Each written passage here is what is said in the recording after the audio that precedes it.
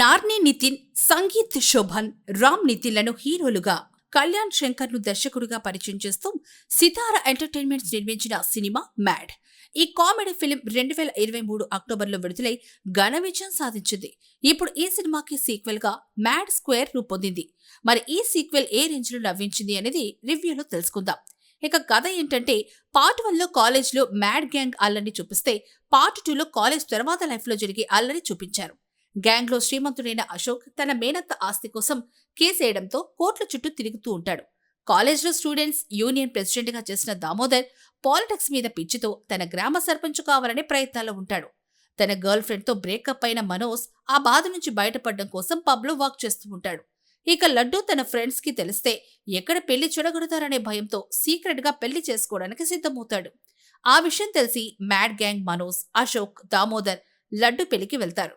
ఇక mad gang రాకతో లడ్డు జీవితం ఎలాంటి మలుపులు తిరిగింది, లడ్డు పెళ్లి ఎందుకు ఆగిపోయింది, వీళ్ళు గోవా ఎందుకెళ్లారు, అక్కడ ఎలాంటి క్రైమ్ లో ఇరుక్కున్నారు, వీళ్లను చంపడానికి మ్యాక్స్ ఎందుకు ప్రయత్నిస్తున్నాడు వంటి విషయాలు సినిమాను చూసి తెలుసుకోవాలి. ఇక సినిమా ఎలా ఉందంటే, గొప్ప కథా కథనాలు ఆశించి ఈ సినిమాకి రాకండి, సరదాగా కాసేపు నవ్వుకోవడానికైతేనే రండి అని మొదట్నుంచి మూవీ టీం చెప్తూనే వచ్చింది. అవును, ఇది ప్రేక్షకులను నవ్వించడమే లక్ష్యంగా తీసిన సినిమా. ఆ వినోదమే మ్యాడ్ కి విజయాన్ని అందించింది. ఇప్పుడు మ్యాడ్ స్క్వేర్ కూడా ఆ వినోదాన్ని నమ్ముకుంది. మనోజ్, అశోక్, దామోదర్ల జీవితం ప్రస్తుతం ఎలా ఉందో చూపిస్తూ సినిమా ప్రారంభమైంది. ఆ తర్వాత లడ్డూ పెళ్లికి మ్యాడ్ గ్యాంగ్ వెళ్లడంతో అసలు అల్లరి మొదలైంది.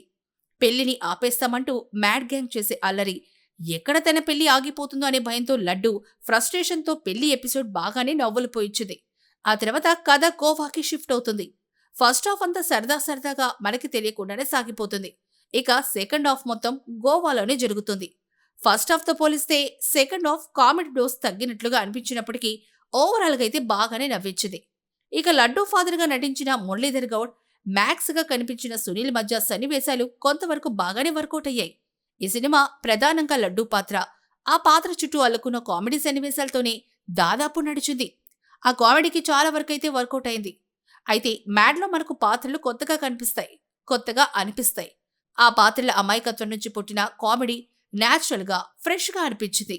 కానీ మ్యాడ్ స్క్వేర్ లో ఆ ఇన్నోసెన్స్ నుంచి పుట్టే న్యాచురల్ కామెడీ కంటే కూడా కమర్షియల్ ఎలిమెంట్స్ వైపే ఎక్కువగా మొగ్గు చూపారు.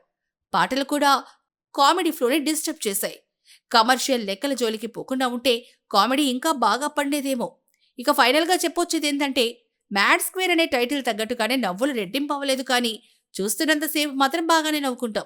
ఫ్రెండ్స్తో కలిసి కాసేపు సరదాగా నవ్వుకోవడానికైతే హ్యాపీగా ఈ సినిమాని చూసేయచ్చు. ముఖ్యంగా యూత్కి ఈ మూవీ నచ్చే అవకాశాలు పుష్కలంగా అయితే ఉన్నాయి.